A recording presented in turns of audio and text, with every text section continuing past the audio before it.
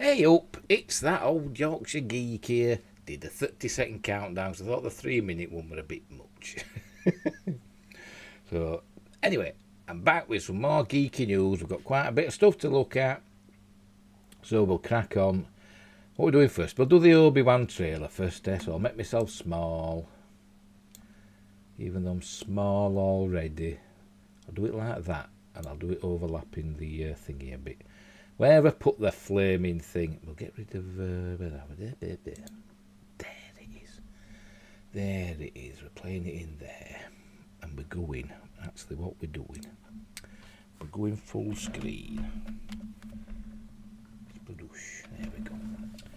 There we go. So you can't see controls. It might be a bit jerky and all that stuff. But what the heck. And I've mirrored it and we're going to talk over it. You know, because there's all this copyright stuff going on in there. Anyway, right, off we go. Right, hang on. There, we're off. Right. It's Tatooine, obviously. Is that Mos Eisley? Probably. The fight is done. We lost. Yeah, you did. Should be two shadows, technically. There's two suns, isn't there? So there should be two shadows on each of everybody. Just saying. Science. Stay hidden. A little Luke.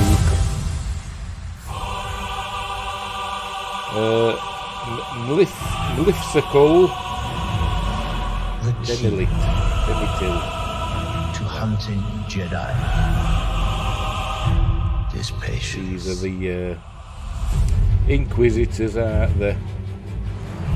Jedi cannot help what they are. Their compassion leaves a trail. Still think she'll end up being a goodie. I think she'll turn The and Jedi code is like an itch. He cannot help it. Where is he?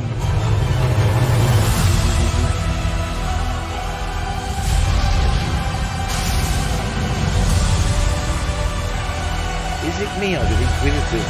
Not her, but the other Inquisitors. Just a bit chunky. Hope survives, that I said.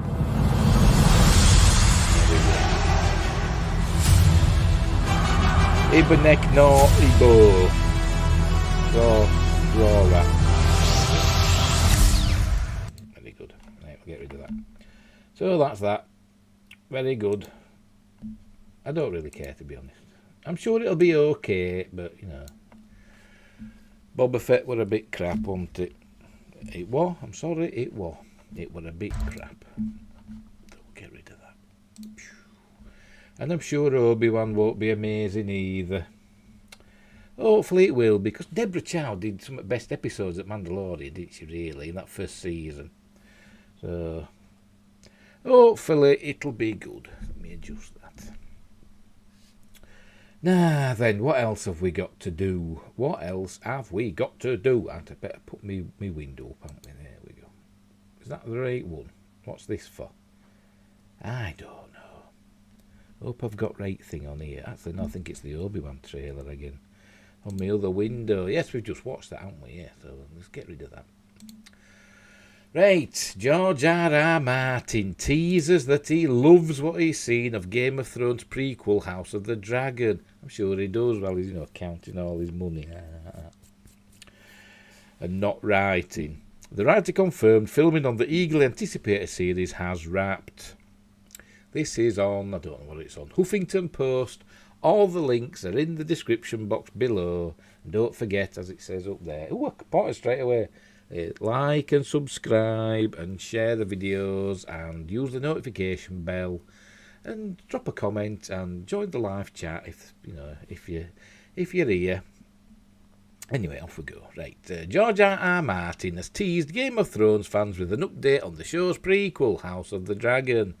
The fantasy writer says filming on the spin-off, which stars Matt Smith, Olivia Cook and Rhys Ifans, had now wrapped and is in post-production. House of the Dragon is based on George's Fire and Blood novel, which is set 200 years before the events of Game of Thrones and tells the story of House Targaryen. Updating fans on his blog, George teased, "So far I am very excited. House of the Dragon is wrapped in London and is now in post-production. What I have seen, I have loved. I am eager to see more. I am dying to tell you all about them, but I am not supposed to, so..." And there's Doctor Who and whoever she is. Olivia Cook. Yeah. The name rings a bell. Couldn't tell you what I've seen her in. The author also reassured fans that he is still working on his long-anticipated book, The Winds of Winter, part of the Game of Thrones series. The US writer said the world of Westeros, where the books are set, is his #1 priority and would remain so until the story is told, but added that being hounded by fans about his latest book was wearisome. Well, he should get on with it then, shouldn't he? The silly old sod. Stop riding his bloody train, or whatever he does. I know for many of you out there, I don't even like the books. I started reading the first one, Game of Thrones, and it's not my thing. Not my thing. To be honest, I just don't think. I think I don't like reading fantasy books because I didn't like Lord of the Rings either. So I don't think I'm a fantasy reader. I'll watch it, but I'll not read it. Anyway, I know for many of you out there, only one of those projects matters. He wrote, I am sorry for you. They all matter to me. Yeah, of course they do. They're all bringing the money. Yes, of course, I'm still working on The Winds of Winter. It's like Elden Ring, which we've got a story about later. Elden Ring, he did something to do with that, didn't he? He's some consultant or something. And just little money, tell you. I'm just jealous because I ain't got any. Yes, of course, I'm still working on The Winds of Winter. I've stated that 100 times in 100 venues, having to restate it endlessly is just wearisome. Well, if you'd done 10 years, you'd be writing this frigging book. I made a lot of progress on Winds in 2020 and less in 2021, but less is not none. The world of Westeros, the world of A Song of Ice and Fire, is my #1 priority and will remain so until the story is told. We've been in a bloody lockdown, all over the world. You've had plenty of time to get on with it. But Westeros has become bigger than The Winds of Winter or even A Song of Ice and Fire. Game of Thrones, which ended its hugely successful run in 2019, was mostly filmed on location on the studios in Northern Ireland. Oh, that's it. There you go. There you go. He'll not finish it. He'll probably pop his clogs before he finishes it. Get somebody else to do it. George just said, look, right, here's my notes. Here's what I want to happen. He did that with series, didn't he? But, get a good writer to finish it off for you. A ghost writer. Put your name on it. Right, the Batman spin-off show with Colin Farrell's The Penguin gets official update. The Batverse is expanding. Speaking of bats and cats, because Catwoman's in it, Princess won't be on the show tonight because she's out, doing whatever cats do when they're out. Right, the Batman spoilers follow. I've not seen it, but I'm not bothered. I'm going to burp, hang on. I'm going to burp. The burp cast cometh. Here it comes. Hang on, have a little drink. Has that washed it down, or is that going to make it worse? I don't know. Anyway, the universe created by director Matt Reeves in The Batman is expanding with a spin-off show starring Colin Farrell's The Penguin, which would be The Penguin. No, it's just The Penguin.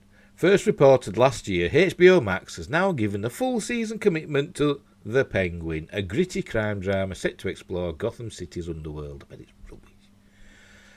Though, if it's Penguin, it should be like top hat and a long cigarette and that, shouldn't it? Not some gritty, gangster thing. But that's just me. The world that Matt Reeves created for the Batman is one that warrants a deeper gaze through the eyes of Oswald Cobblepot, Farrell said on Wednesday, March 9th. I couldn't be more excited about continuing this exploration of Oswald, as he rises through the darkened ranks to become the Penguin. Will be good to get him back on the streets of Gotham for a little madness and a little mayhem. Farrell will be executive producing The Penguin, alongside Reeves, in addition to reprising his role as Iceberg Lounge's head honcho and enforcer for the Falcone crime family. Did actors becoming producers of their own stuff? Never works. Now, we previously warned you about the Batman spoilers, but seriously, click away now if you really don't want to know about the Penguin's role in the movie. Are you bothered? No, I'm not. And there he is with skinny Bruce Wayne. Supposed to be buff, innit? Supposed to be a big buff fella, this Bruce Wayne. If you're still with us, you probably remember that the Penguin is suspected as being the rat that the Riddler is trying to lead Batman and Detective Gordon through most of the film. It's the Penguin himself who points out to the Cape Crusader he must have misinterpreted the clues. The rat is actually his boss, Carmine Falcone, who'd used his own goons to frame the Maroni crime family. Once Falcone's lies are outed, Penguin quickly turns against his former boss and asserts him as the family's new leader before Carmine is murdered by the Riddler. It would make sense for the Penguin TV series to show Oz's early rise within the Falcone crime family, as well as how he now positions himself as leader in Carmine's absence. The Batman director, Matt Reeves, has hinted Colin exploded off the screen as the Penguin in The Batman. Having the chance to thoroughly explore the inner life of the character on HBO Max is an absolute thrill. Producer Dylan Clark and I are so excited to work with writer-showrunner Lauren LaFranc in continuing Oz's story as he grabs violently for power in Gotham. Don't call him Oz. Oz were in Buffy, that werewolf thing. Seth Green. Yeah, Seth Green, wasn't it? That's Oz. This week it was revealed that a second spin-off show based around the Gotham City Police Department won't be moving forward due to some creative differences between Reeves and Warner Brothers. I don't care. People are saying this Batman film, The Batman, looks good, but it doesn't look good to me. I'll wait. Catch it when it's on home video, but it don't look good to me. Sorry, being miserable. Been a misery today because I'm not feeling right with it. I'm in a bit of a mood, so there. Right, Radio Times. I've got to block me ad block. You've got to turn off my ad blocker, so you've got this silly woman here, whoever it is, I don't know. Darcy and Stacey. There's one on the other side that you can't see here. DC's Peacemaker finds UK broadcaster, and there's not long to wait until he can stream all 8 episodes. It feels like an eternity since James Gunn's latest DC project, Peacemaker, hit screens in the US, but now UK fans are finally getting to watch the acclaimed series. Gunn has announced that all 8 episodes of the DC series, a spin-off from the Suicide Squad, will be available exclusively on Sky Max and streaming service now. Pardon me, took some coming, didn't it? But it got there at the end. Streaming service now from 22nd of March. And don't get either of them. Got enough streaming services as it is, not getting another. The filmmaker took to Twitter to celebrate the news, announcing, "The wait is over, UK. We've heard you, and I'm thrilled to announce Peacemaker will finally be streaming from March 2022 on Sky TV and Now." And there's his tweet. Peacemaker is set after 2021's The Suicide Squad and explores the origins of John Cena's vainglorious anti-hero who believes in peace at any cost, no matter how many people he has to kill to get it. The Suicide Squad's post-credits scene revealed that Peacemaker had survived being shot by Idris Elba's Bloodsport and was needed for a new assignment. We haven't done it, I thought we'd done then. The series stars John Cena as Peacemaker, Danielle Brooks as Adebayo, Freddie Stroma as Vigilante, Jennifer Holland as Harcourt, Steve Agee as Economos, Chukwudi Iwuji as Mern, and Robert Patrick as Augie Smith. All 8 episodes were written by Gunn, who also directed 5. The season has already been renewed for a second season, and there it shows you how to sign up for stuff there, but I'm not doing it. I'm not. It's on that, isn't it? Radio Times telling people to go to a different broadcaster, because Radio Times is the BBC, or it used to be. Maybe it's not now, but it used to be the BBC's own TV guide, isn't it? Right, The Boys Season 3 set photos tease upcoming trailer release. The Boys Season 3 trailer release date is teased by the series' official Twitter account with new behind-the-scenes photos of the cast members. And there's Critical Drinker holding a gun. No, it ain't. It's Carl Urban. Carl Urban holding a gun. New images from The Boys' official Twitter teases the upcoming release of the Season 3 teaser trailer. The hit Amazon series will be returning this summer with 8 new episodes after The Boys Season 2's finale nearly 18 months ago. After several teasers of what to expect in upcoming episodes, The Boys showrunner Eric Kripke, is that how you pronounce that? Don't know. I've always said Kripke, because that's how it looks like. The Boys showrunner Eric Kripke promised last month that the first official Season 3 trailer would be out in a few weeks. With The Boys building a devoted fan base after 2 seasons and ongoing delays caused by the COVID-19 pandemic, the anticipation of the superhero show's return is now stronger than ever. During the waiting period for Season 3, Amazon premiered the animated anthology spin-off The Boys Presents Diabolical. I haven't seen that, I didn't even know it were on. Look at that later. Which even featured a canonical tie-in to Homelander's Anthony Starr backstory to the live-action series.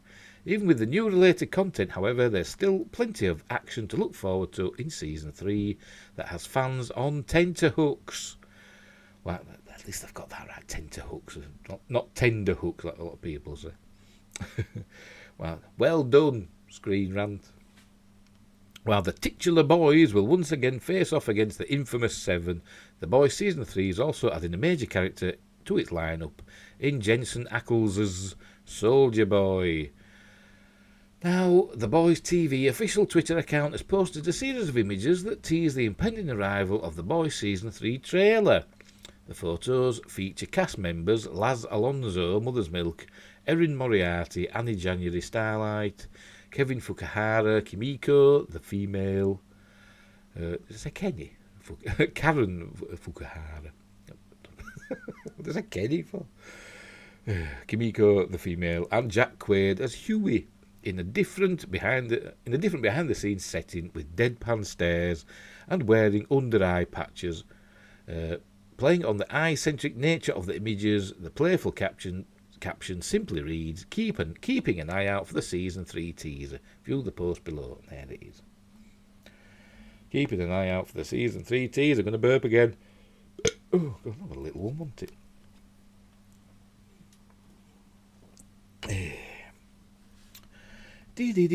it? Unfortunately, no specific release date was given for the Boys Season 3 trailer in the tweet, but it's likely that the new teaser isn't far away.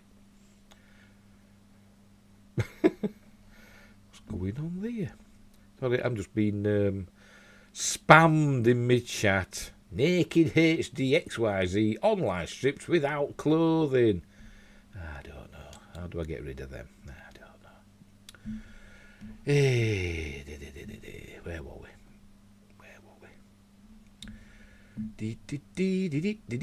I forgot where I was now. Meanwhile, the humour in the post was on point as it displayed both members of the boys, Alonso, Fukuhara and Quaid, and the show's new lead of the Seven, Moriarty, also sporting hair curlers in the typical straight-faced boy style. While not much is known about the specific plot details, with the confirmation that The Boys Season 3 will adapt the famous hero-gasm storyline from the original comics, and the addition of Ackles as Soldier Boy, it is already shaping up to be, as Star Quaid has described it, more messed up than The Boys' first 2 instalments. What has largely attracted viewers to The Boys is how much it stands out when compared to the traditional superhero stories seen in Marvel and DC adaptations. Excuse me. The series' social commentary and constant trope subversion, along with a dark and twisted sense of humour, has made it a slow burn hit. Whatever will be featured in The Boys Season 3 impending teaser trailer, it's sure to continue the irreverent and self-referential approach taken by Seasons 1 and 2, and amp up the action in ways audiences have never seen before. As long as it's better than Season 2, Season 1 were amazing, Season 2, I enjoyed it, but, the message was on point in Season 2, wasn't it? It was the girls, wasn't it? The girls getting the job done.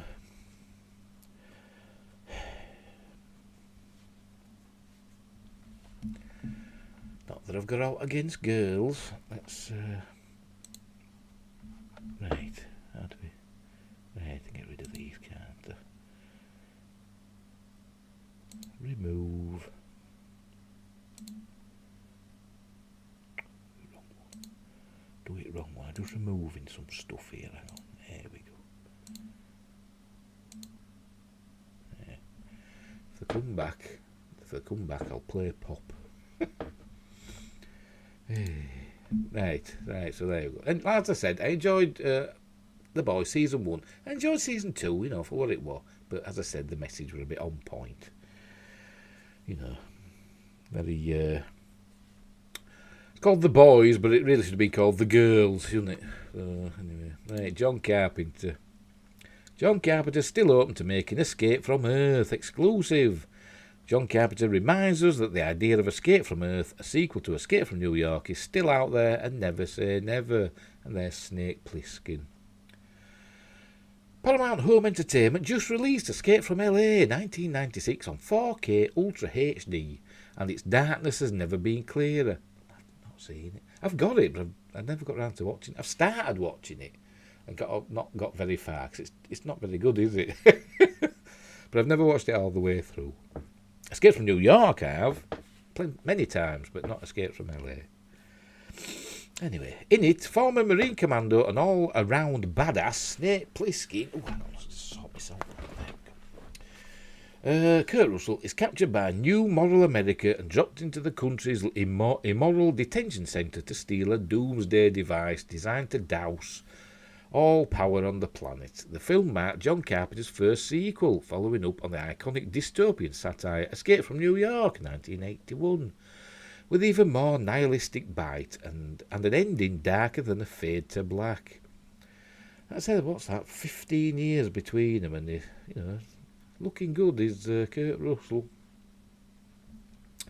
Directed from a screenplay by Carpenter co-wrote with Deborah Hill and Russell. Escape from LA concludes with Snake Plissken pressing the button on the biggest remote control ever made. There. Doesn't look that big to me, unless that's not it. As I said, I've not watched it all the way through. Every screen, all communications, and total power is cut. It's one of the biggest cliffhangers. By the way, spoilers. It's one of the biggest cliffhangers because after an apparent off-screen debacle in Cleveland and 2 urban prison breaks, Snake hits the reset button on humanity, and there seems to be nowhere left to go. Well, they could say that's about to happen in real life. Some people think it is, and I won't be surprised. Carpenter and Russell had plans to continue the escapade in a film called Escape from Earth. A third film would be set in a world without electrical power, but with plenty of narrative electricity. Oh, no, yes, yeah, I see what they mean. Not electricity made from people talking, but, zippy narrative. The planet would be a war zone. The project had all the makings of the conclusion of an epic sci-fi trilogy. Well, it's just sitting there, Carpenter told Den of Geek about the legendary preparations for a follow-up project while discussing the 4K HD release of Escape from LA. Its development lasted into the... oh, pardon me. Its development lasted into the early 2000s, and for action movie fans of a certain age, it still remains one of the great unmade Carpenter projects. So he's getting on a bit now, though, isn't he? Old JC. John Carpenter. Not John Cleese. Escape from New York was inspired by the paranoia of Watergate and fueled by the mid-1970s rise in urban crime, also starring Adrienne Barbeau, Ernest Borgnine, Lee Van Cleef, private joke, Lee Van Cleef and Donald Pleasance, and featuring Isaac Hayes as the Duke of New York. Hey, number one! It was a critical and box office hit. Escape from LA, which also had a class act ensemble in Cliff Robertson, Pam Grier, Stacey Keach, Steve Buscemi, and Peter Fonda, did not match it. A satire on the action movie genre itself, the film got poor reviews and lower theatrical attendance. Carpenter redefined horror and independent film with Halloween 1978, which was at the time the most profitable indie film to hit big screens. Escape from LA had a budget which rivaled its contemporary Jurassic Park, and both Carpenter and Russell planned to top the first two movies by going even bigger with Escape from Earth. Given the reception of the second Escape, however, Paramount wasn't willing to fund the film, and it died in development. But Snake Plissken is not the kind of character who can be killed off so easily. The DOA pronouncement could still be premature. You never know, Carpenter says. I learned never to say never in the business. I don't think so, but I don't know. To be sure, some franchises really are inescapable, with movie studios rushing follow-ups into production while properties are still hot. Oh, that's where I got it from. Why did they move that hot from there up there? Crazy. I'm going mental. Others take time. 16 years passed between Stanley Kubrick's 2001 A Space Odyssey 1968 and its follow-up 2010, The Year We Made Contact 1984. It took 39 years for Danny Torrance to recover from The Shining to become the title character in Doctor Sleep. Perhaps most comparable to Escape from New York is how Mad Max roared back with more force than the original in 2015, exploding from an Australian cult hit to being a post-apocalyptic Oscar winner and box office juggernaut via Mad Max Fury Road. Meanwhile, Carpenter's own Halloween set new standards on legacy sequels, with Jamie Lee Curtis growing stronger with every reprisal and with the box office to match. In the recent Carpenter produced, as I said before, it's just counting the money. He's not really doing anything. And David Gordon Green directed, although he did help with the music, didn't he? And David Gordon Green directed follow-ups to Halloween. Escape from Earth and Russell's Snake Plissken could yet follow the same trajectory. Legacy sequels are perennially golden. One previous attempt at a potential Snake Plissken sequel came in 1996. Carpenter submitted a screenplay for a film called Escape from Mars.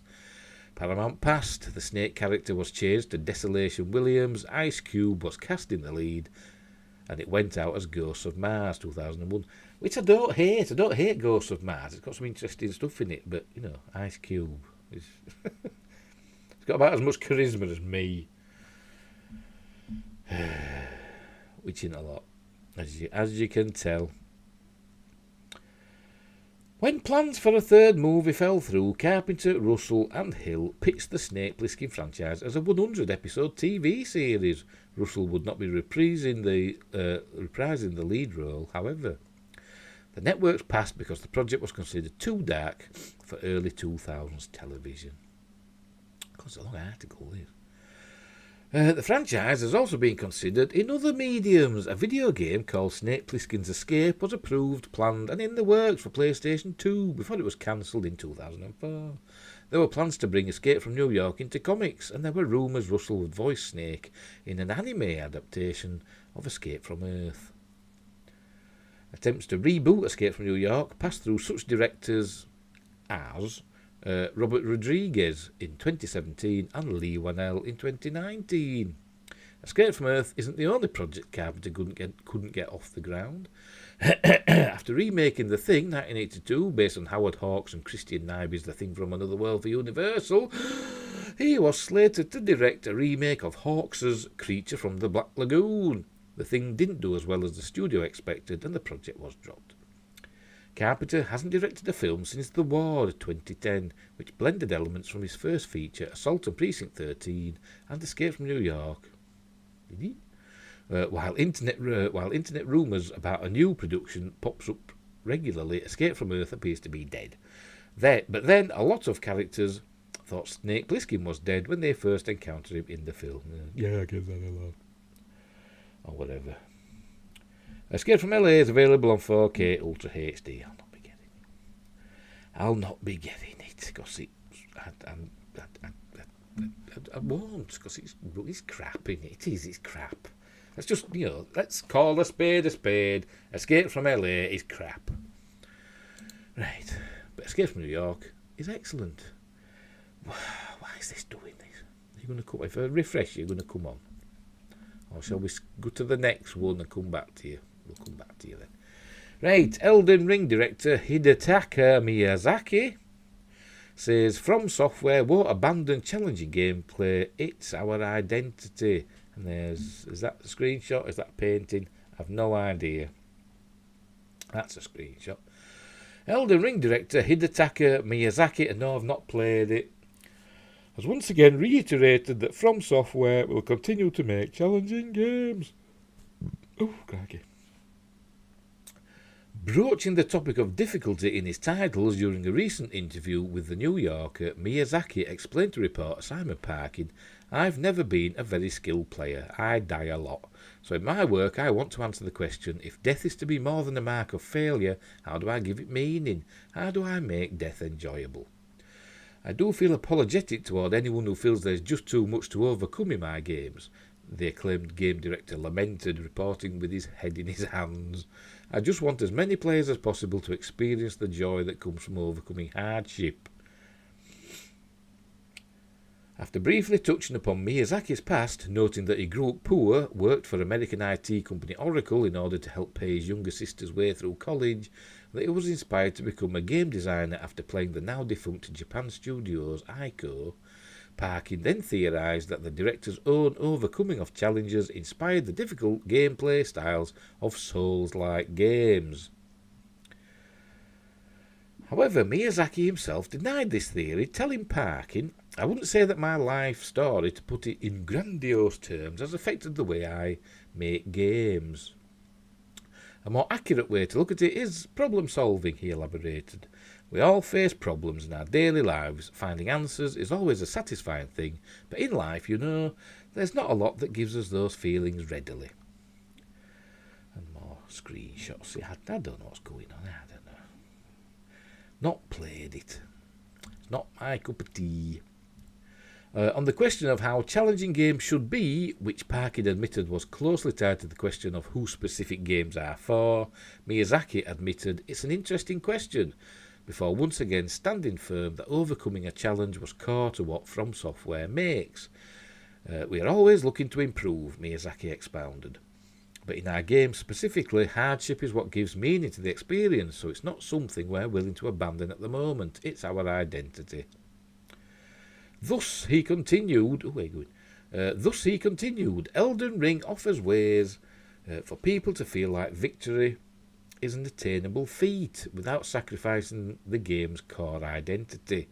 These include such options as spirit animal summons, your horse being a speedy method to flee, and the open world offering a wide variety of challenges to undertake should the player find one be too difficult. Miyazaki also highlighted how the many deaths players could suffer are designed to be memorable or even funny, noting to Parkin, when I'm playing these games I think, this is the way I'd want to die, in a way that is amusing or interesting, or that creates a story I can share. Death and rebirth, trying and overcoming, we want that cycle to be enjoyable, he said. In life, death is a horrible thing. In play, it can be something else. Asked by Parkin toward the end of the interview if he saw the medium and his games in particular as a way to help people exert control in an ever-chaotic world, Miyazaki replied, I enjoy the process of solving problems that I know can be fixed. Impossible challenges, that's where I draw the line, and when I feel stressed out, he concluded, so I am extremely fortunate to be able to apply that process by creating games. Miyazaki's comments regarding difficulty to the New York Times echo those he gave to the PlayStation blog earlier this year, wherein he similarly asserted, I realise that while we offer games with a high level of challenge, we design them in a way that feels fulfilling to overcome, but I don't want new players to worry or stress about that difficulty too much. I'll give you my thoughts when I finish reading it. We don't try to force difficulty or make things hard for the sake of it, he added. We want players to use their cunning, study the game, memorise what's happening, and learn from their mistakes. We don't want players to feel like the game is unfairly punishing, but rather that there's a chance to win a difficult encounter and make progress. What do you think of Miyazaki's comments? Let us know on social media and in the comments below. Right, that's it. I've never played... Well, yeah, that's a bit of a fib. I've got... was it Bloodborne that came with the PlayStation 4? It was packaged with my PlayStation 4 with Bloodborne. And I think I tried it. Not my cup of tea. And a bit too stressful for me. And my son, he had Dark Souls, I think, for Xbox 360. And he didn't like that either. I think... For me, and probably for him as well, but he's better at gaming than me because he's younger. I play games to relax. I don't want to be stressed out when I'm playing a game. Not all the time, anyway. Not constantly dying. I think I'm never going to get any further. So the Souls-like games are not for me. Because I'd just be freaking out all the time. I'm getting stressed. And with high blood pressure, I don't want to get stressed, do I? Take enough tablets as it is. Right, let's see if this will come on. Yes, it has. Right. Star Trek, yay! Never cover it. Star Trek expert shares biggest Lucille Ball pet peeve. Star Trek documentary maker Brian Volk-Weiss opens up about his love for all things Starfleet and what really annoyed him when it came to his docu-series. Don't know who that is. Oh, sorry. Brian is the driving force behind the 11 episodes docu-series The Centre Seat 55 Years of Star Trek, which I've not seen. I've seen it around, but I've not watched it. I don't even know where it's available. You know, yo-ho-ho in a bottle of rum, I suppose it's available that way. Which showcases never before seen footage the director makes up for the gaps in Trekkie coverage when it comes to Lucille Ball, highlighting her contribution to the show. As a self-proclaimed 9 out of 10 on the Trekkie scale, Brian knows almost everything to do with Star Trek. Well, at least he thought he did until he started this project. The Centre Seat, 55 Years of Star Trek, covers decades of Star Trek information and footage, taking fans behind the scenes and showing rare interviews with the likes of producer Rick Berman and actress Kirstie Alley. On the documentary and the origins of its creation, he said, "It's been a lifelong pet peeve of mine that Lucille Ball never got the credit. I always say if Gene Roddenberry was the father of Star Trek, there has to be a mum, and in this case it was Lucille Ball." Well, yeah, because it was Desilu Productions, wasn't it? The original Star Trek. Lucille is the comedic star of I Love Lucy, the cult show she produced and starred in alongside her husband, Desi Arnaz. Running for 6 years, the success of I Love Lucy allowed the pair to purchase their own studio, Desilu Productions. Despite divorcing in 1960, Lucille took over the studio, and it's lucky for sci-fi fans around the world she did. It was this production company that screenwriter, producer, and creator of Star Trek the original series, Gene Roddenberry, approached to bring life to his idea. They could have got a better picture of Kirstie Alley there, couldn't they? They just like hit pause, right? Pause, screen grab. Unbelievable. They don't say there with Brent Spiner. Like it. Looks like she's just eating a load of hot dogs. Not that, not on the map. Oh, never mind. She's lovely as Kirstie Alley. She is. Anyway, talking exclusively to express.co.uk, Brian added, "Any book you read about the origins of Star Trek always talks about Lucille Ball, but for some reason in the documentaries they never really cover it. We do. One of the things I'm very proud of with the show is that we got interviews from people like Rick Berman, executive producer of several of the Star Trek television series, the good ones, and Kirstie Alley, who played Savick in Star Trek II, The Wrath of Khan. Rick hadn't done an interview in like 20 years, and for Kirstie, it's her first time on camera. It's her first on-camera interview about Star Trek ever. Brian passionately wants this show to be for everyone, not just the diehard fans." Oh, we haven't done that. I thought that was it. He described, "We worked very hard to find new information that fans don't already know. I would rate myself as an 8 out of 10 when it comes to being a Trekkie. My wife would probably say, what the hell is a 10 if you're only an 8? I wasn't wearing a Starfleet uniform when we got married, so that's a start," he laughed. We got a lot of stuff no one has ever heard before. We hit the parts of the story that have never been hit before. We achieved some firsts, I think that means, with this series. To help hit home his point about it being for everyone, he recalled a humorous mishap with his wife. He continued, I was watching the episode with the Kardashians and my wife asked, did they just say Kardashian? I always think of my wife when I'm in the editing bay.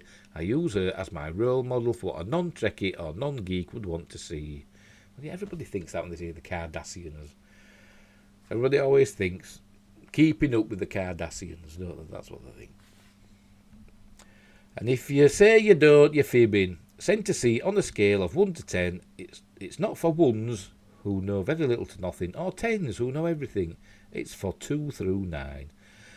The Sent to See 55 Years of Star Trek available to stream from Friday 18th of March exclusively on IMDb TV in the UK, Amazon's premium free streaming service. Oh, right. I'll give that a watch. That should be interesting. It should. On Amazon. But it'll have adverts. It's alright, it's IMDb TV on Amazon, but you know, they put adverts in.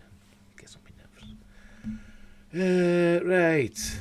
Massive asteroid impact crater in Greenland occurred a few million years after dinosaurs went extinct. So it's not exactly topical news.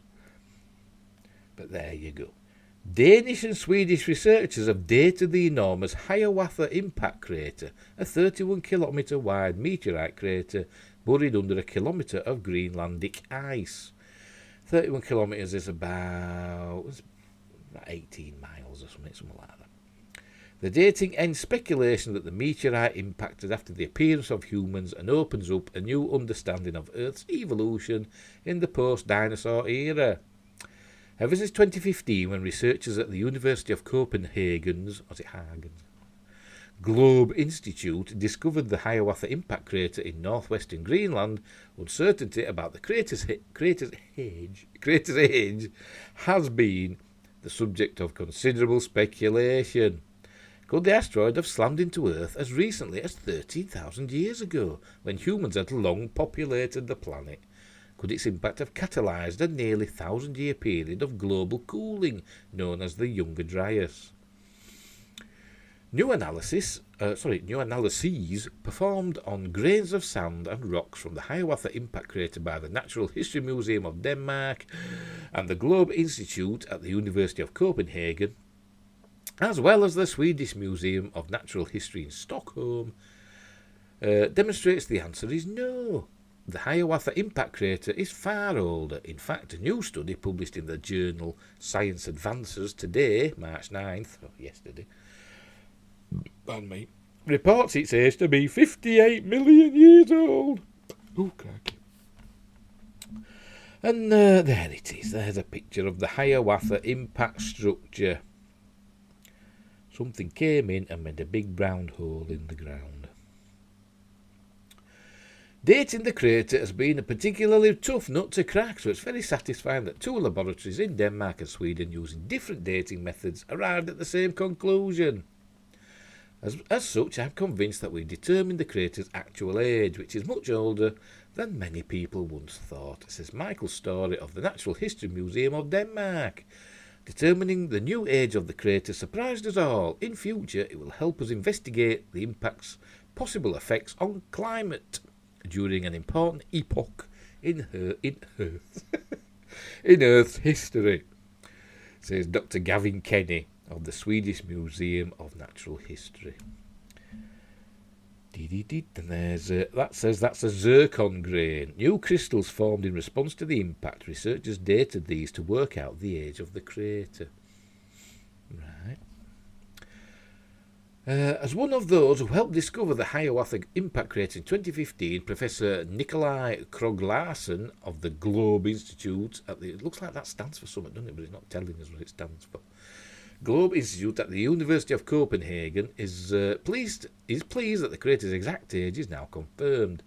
It is fantastic to now know its age. We've been working hard to find a way to date the crater since we discovered discovered it 7 years ago.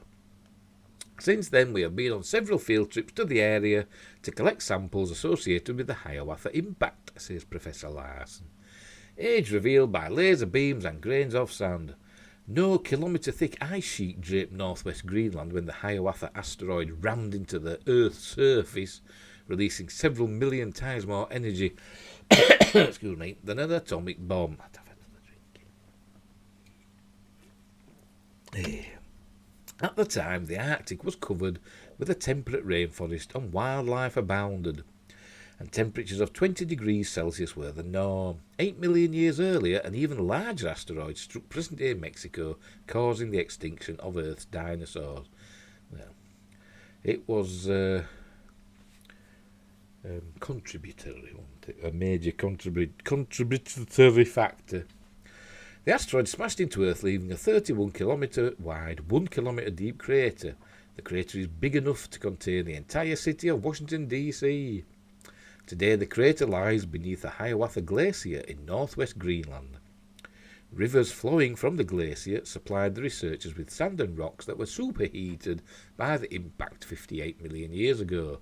The sand was analysed at the Natural History Museum of Denmark by heating the grains with a laser until they released argon gas, whereas the rock samples were analysed at the Swedish Museum of Natural History using uranium-lead dating of the mineral zircon.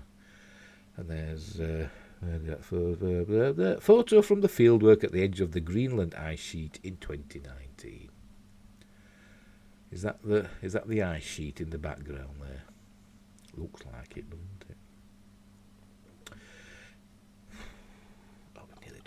it? Clear evidence that the Hiawatha impact disrupted global climate is still lacking. However, the crater's dating allows the international research team working on the crater to begin testing various hypotheses to better understand what its impact was on both the local and global climate. Facts! At 31 kilometres across, the Hiawatha impact crater is larger than about 90% of the roughly 200 previously known impact craters on Earth. Although the Hiawatha impact crater is much smaller than the approximately 200 kilometre wide Chicxulub impact crater in present-day Mexico, which led to the demise of the dinosaurs, it would have devastated the region and may even have had wider consequences for the climate and plant and animal life. Yeah, but it's not really a crater, is it, at Chicxulub? It's just basically rock formations, isn't it? You know, like a ripple effect, isn't it, that they've detected in... You can't see it. It's not a big hole in ground, is it? Like Meteor Crater in Arizona. That's a crater, isn't it? Anyway. Semantics. When the Hiawatha impact occurred 58 million years ago, the Earth had recovered from the catastrophic effects of the Chicxulub impact 8 million years earlier and was entering a long-term warming trend that was to last about 5 million years. And there's some references and stuff. There we go. There you go. A 58 million year old crater that's under the ice. Right, so we'll get rid of that. Right, we're just as... where have I put the damn thing? There we go. Right, we've got us... I haven't got them ready. Made on this day pictures. The links are in the description. Where have I put them? Where have I put them? I thought I'd got them ready, and I haven't. Because I'm a silly sausage. Right, off we go. Well, no, we're not off we go, but it will be off we go in a minute when I sort this out at this end. See,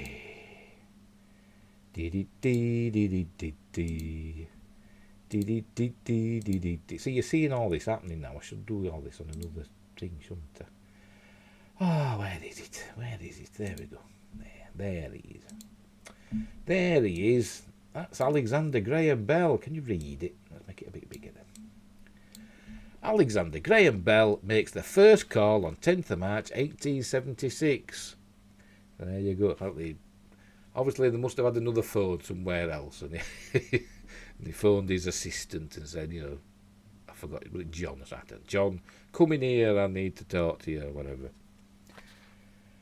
It'd be funny if it had done it and whoever at the other end said, sorry mate, you got wrong number, and hung up. But there you go.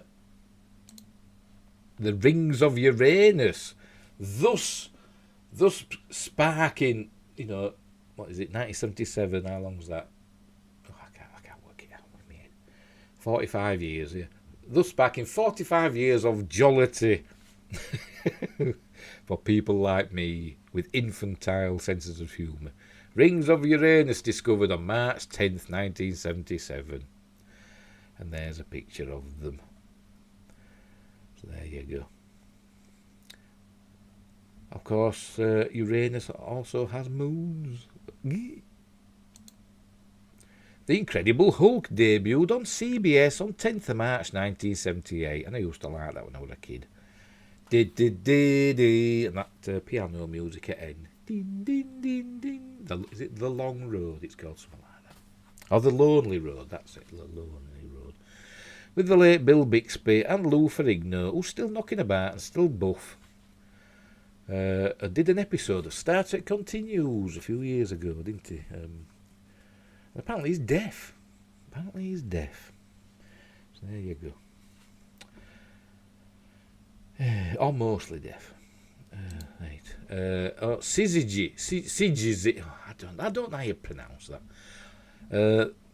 All 9 planets aligned on the same side of the sun on March 10th, 1982. A lot of people thought world were going to end because the planets aligned at the same side of the sun. They thought the gravitational effects had caused the universe to collapse in on itself or something. I don't know. But there's also an X-Files episode called that one that I think I've spelt that wrong, and I think it's is it Syzygy or Sig? I think I've spelled that wrong. Yeah, I have. I don't know. There was an X-Files episode called that one, which had Catherine Isabel in. I think that was that one. I think. Anyways, there you go. That was 10th of March 1982. All the planets aligned on the same side of the sun. Cool. By the way, that's a Chinese stamp. There you go. Buffy the Vampire Slayer debuted on the WB on 10th of March 1997. There you go. There's Buffy. There's Willow. There's Oz. The Oz, not Oswald Cobblepot. Oz. Or Ozzy. What a werewolf, wasn't he? There's Angel. There's Giles. There's what was she called now? No, it's Charisma Carpenter. What was the name of the character? Anyway, she's gorgeous. And there's Brandon. What's his face? I watched Buffy for God, I can't remember how long. Hey, but they're all on Disney Plus now in the UK, so you can watch them on Disney Plus. I think Angel's on there as well. Right, Mars Reconnaissance Orbiter arrived at Mars on the 10th of March 2006, and took photos and did all that stuff. And here's an extra one that I just found out today. Silent Running opened on 10th of March. I think 1973.